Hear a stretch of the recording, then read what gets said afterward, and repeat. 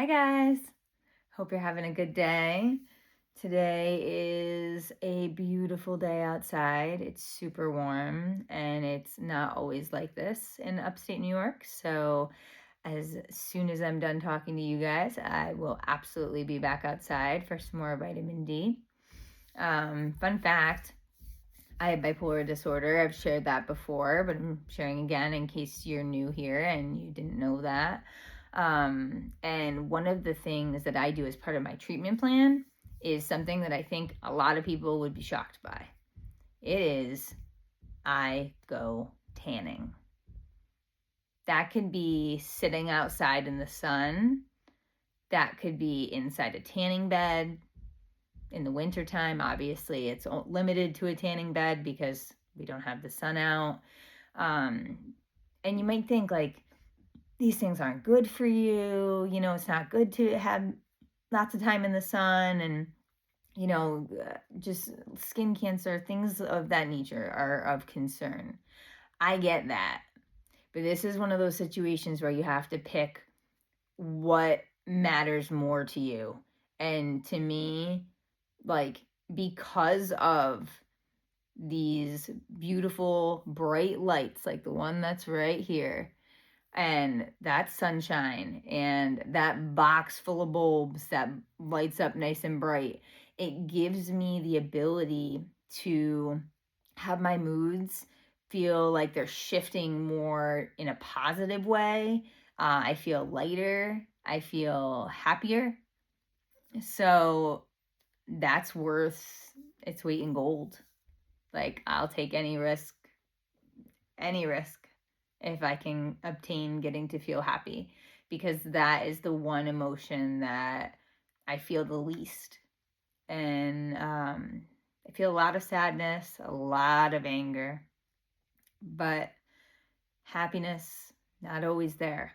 It's fleeting. It's like chasing it. That's kind of what I do. I go through my life chasing happiness. And sometimes I can get my hands around it, and sometimes I can feel it. But other times I fail and I just can't access it. It's just not a mood that my brain is letting me feel. I don't know.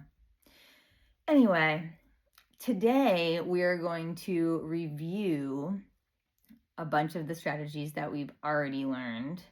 And when I read the list, I'm going to read it slowly because I want you to try to pick one or two strategies or skills that you might be able to use in your own life. Okay? So, here's what we've learned so far.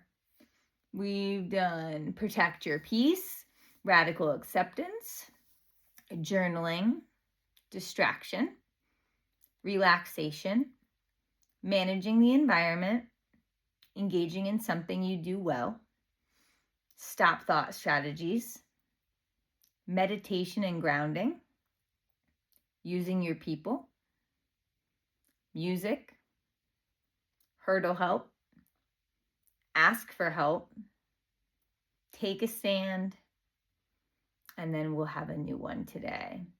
So I'm just going to give you like 1 minute to try to think about like some of these, when I read them, I think about how they kind of overlap each other, or they can overlap each other. Like, you could be using your people when you're like really, really depressed and you feel so alone. You could choose to use your people by calling somebody that is a close friend of yours, and then now you are not alone. And then maybe you put some music on and you like rock out to some songs that like speak to how you feel. Boom, there was two, and they were used at the same time. So I hope that I realize that not everybody and not every skill or strategy is going to work for everybody. That's fine. I just hope that you can find something out of that list that resonates with you. Okay. There are some lyrics that I'm going to share. And I'm not going to unpack this. So, meaning I'm not going to kind of analyze it or share what I think it means, because I want you to have the opportunity to think about what it might mean to you. And if this is a song you know or a band you know and you don't care for them, sorry. But that's the thing about music. There's so much of it out there, and I love that for all of us, because we get our needs met so much more because we're able to find music that makes us feel a certain type of way and helps improve our quality of life. So, without further ado, this comes from a song called Sugar We're Going Down, and it's by the band Fall Out Boy, who's one of my favorites. Am I more than you bargained for yet? I've been dying to tell you anything you want to hear, because that's just who I am this week. All right. So the strategy today is, I gotta preface this. This is another one that's kind of like ask for help, where it's something that just seems like intuitive and just like, well, duh, like you would do that. You wouldn't believe the number of people that like forget about this strategy and like don't capitalize on it. So it's called caring gestures. Well, what are they? They're defined as using a respectful physical or symbolic gesture. So, like a friendly nod, or maybe offering a drink of water to show care and impact other emotions. They're different depending on the person you're interacting with. I can show a caring gesture to a stranger and not need to get too close to the person who's escalated because I don't really know them. But compared to someone that I have a closer relationship with, I might be able to sit right next to them. So that's just kind of like a black and white way of kind of surface level understanding caring gestures. I can't tell you how powerful this has been, as far as like, it's probably the number one most important strategy that I've ever used with the special education students that I've worked with for a few years. And you know, they have significant trauma in their lives. And honestly, at the end of the day, like, yes, reading, writing, math, that's all important. It's important. But like feeling like somebody cares about you, that's way more important, especially when you might not have that at home. Lots of my guys didn't have that at all, except with me and the other couple teachers in our classroom. That's because of my caring gestures. The way that our relationships forged was because I like paired hurdle help with a caring gesture. And, you know, I could see a kiddo who looks super depressed, who's like sitting with his back against the wall, like sitting on the ground, head against his knees. I know the background on the student, so I already know, you know, he might hit you, he might bite you. There, you know, heads up, like be careful. You can't just plop over and sit right next to my guy because he's a little unpredictable. That's okay. I got that. So he was sitting with his head on his knees, and I just went like this. Psst. Psst. And he finally like picked his head up and he looked at me with this look of absolute disgust, like, oh, Miss Miron, like, what are you doing? Like, I can't. Oh, he was so appalled. And then I kept doing it, and it started to make him laugh.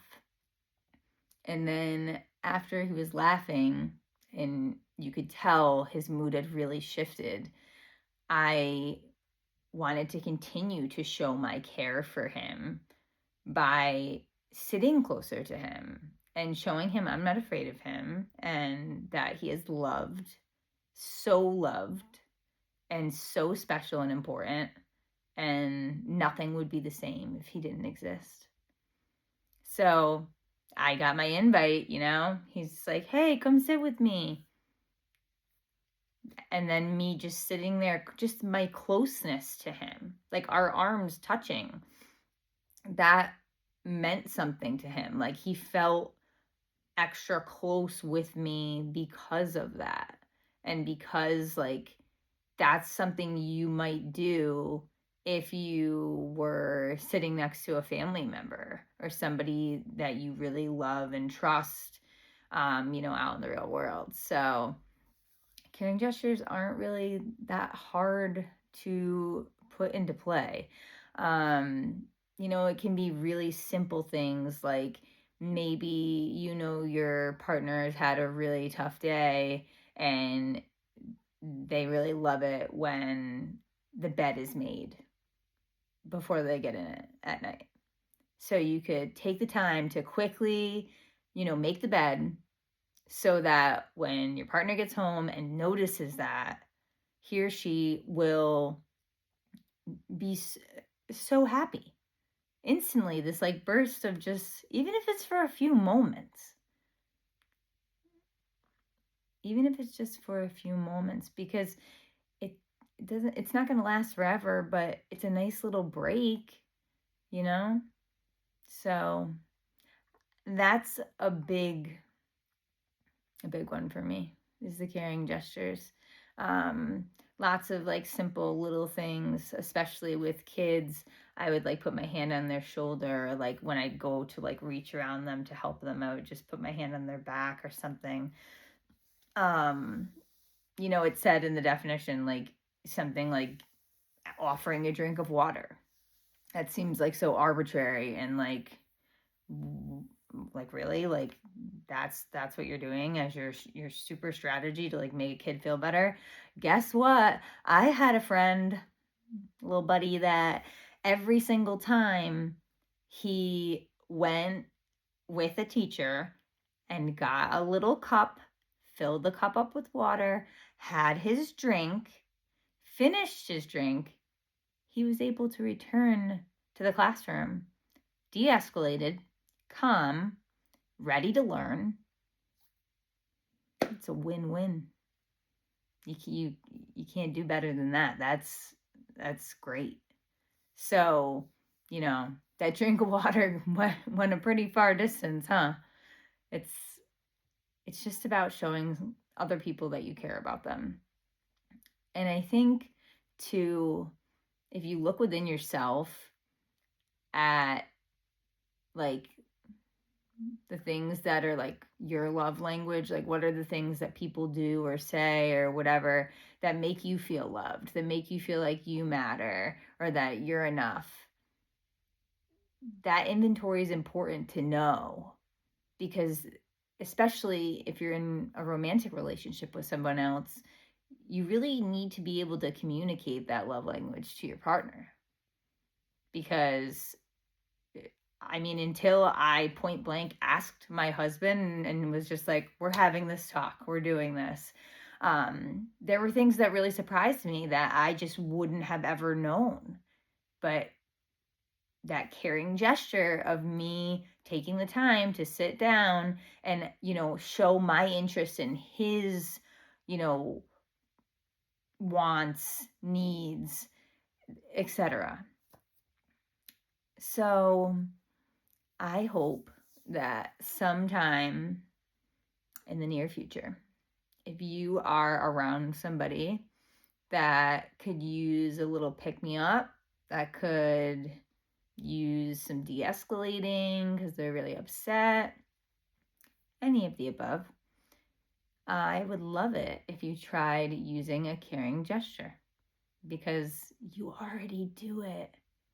You already do it. Unless you're a total jerk and, you don't have it in you to like show others that you care. But I highly doubt that, especially knowing the content of these videos. The people watching these are not those people. So, caring gesture this week. You got this. I'm going to end with some more lyrics. because I didn't realize when I was rereading some of my draft of my book, some chapters had multiple lyrics in there. So this one is really pretty. It's by Dan and Shay, and it's called Bigger Houses. There's always going to be a higher high you could chase for the rest of your life. Greener grass in the yard next door, or a shined up Chevy, little newer than yours. You're never going to fill an empty cup if what you've got is still not enough.